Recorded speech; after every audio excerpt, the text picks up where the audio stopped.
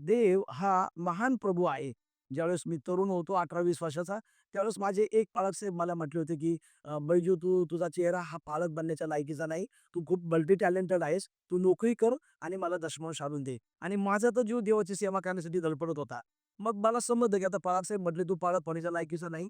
मग मी माझं थिओलॉजिकल education complete केल्यानंतर पण दीक्षा घेतली नाही. कारण मला ते शब्द कानामध्ये घुमत होते, की मी पालक बनण्याच्या लायकीचा नाही. मग मिस्टरी या नात्याने बायबल टीचर या नात्याने खूप मोठी सेवा केली. परंतु मग अ, बायबल कॉलेजला शिकवलं आणि देवाने मला पालकांचा पालक बनवलं. माणूस बाह्य स्वरूप पाहतो, परंतु देव अंतःकरण पाहतो. या ठिकाणी आपला मुद्दा हा होता ख्रिसमसच्या दिवसामध्ये, की गिल्टलेस आपल्या जीवनामध्ये कुठल्याही प्रकारचा कृकेरपणा नको. त्या अंजिराच्या झाडाखाली जसं त्या कर्नेलियसला पाहिलं आणि मग प्रभू त्याला म्हटला, "नथानिएल, तुला मी अंजिराच्या झाडाखाली पाहिलं त्याच वेळेस मला समजलं, की यू आर अ रायचस फेलो."